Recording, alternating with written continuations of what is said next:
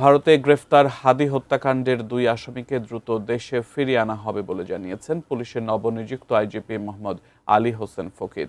সকালে পুলিশ সদর দপ্তরে প্রথমবারের মতো সংবাদ সম্মেলনে এ তথ্য জানান তিনি। এ সময় তিনি আইনশৃঙ্খলা নিয়ন্ত্রণে কঠোর বার্তা দিয়েছেন। বিস্তারিত জানাচ্ছেন মাহতাব মিনহাজ। দায়িত্ব গ্রহণের পর প্রথমবারের মতো প্রেস ব্রিফিংয়ে পুলিশ মহাপরিদর্শক মোহাম্মদ আলী হোসেন ফকির তুলে ধরেন বাহিনী নিয়ে নানা পরিকল্পনা। জনআস্থা পুনরুদ্ধারে আমাদেরকে সচেষ্ট থাকতে হবে। এই জন্য প্রতিটি জেলা সদরে থানাকে জিরো কমপ্লেইন থানা হিসাবে আমরা প্রতিষ্ঠিত করতে চাই।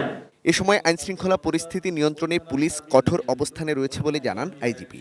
স্পষ্ট করে বলেন, অপরাধ দমনে কোনো ব্যক্তি, দল বা রাজনৈতিক পরিচয় বিবেচনায় নেওয়া হবে না। আমি দায়িত্ব গ্রহণের পরপরই চাঁদাবাজির বিরুদ্ধে জিরো টলারেন্স গ্রহণ করেছি। চাঁদাবাজদের বিরুদ্ধে দলমত নির্বিশেষে ব্যবস্থা গ্রহণ করা হবে। এক্ষেত্রে দলীয় কোনো বিবেচনার সুযোগ নাই। ব্লক রেড দিয়ে সন্ত্রাসী, চাঁদাবাজ, মাদক ব্যবসায়ী, অপরাধীদের বিরুদ্ধে ব্যবস্থা গ্রহণ করা হয়েছে। আলোচিত হাদি হত্যা মামলার 2 আসামি গ্রেপ্তারের প্রসঙ্গও আসে সংবাদ সম্মেলনে। এই মামলায় ভারতে গ্রেপ্তার হওয়া 2 জনকে দ্রুত দেশে ফিরিয়ে আনতে কূটনৈতিক চ্যানেলে কাজ চলছে বলে জানান আইজিপি। প্রাণঘি মানে ও ঘ্রাণে যে কোনো খাবারই আনে ঐতিহ্যের অতুলনীয় স্বাদ। প্রাণঘি ঘ্রাণেই পরি। ফরেন মিনিস্ট্রি থেকে তাদের সাথে যোগাযোগ হয়েছে, তারা এই ব্যাপারে কার্যক্রম গ্রহণ করছে। হয়তো অচিরেই ইনশাল্লাহ আমরা দেখতে পারবো তারা বাংলাদেশে আমরা আনতে সক্ষম হব।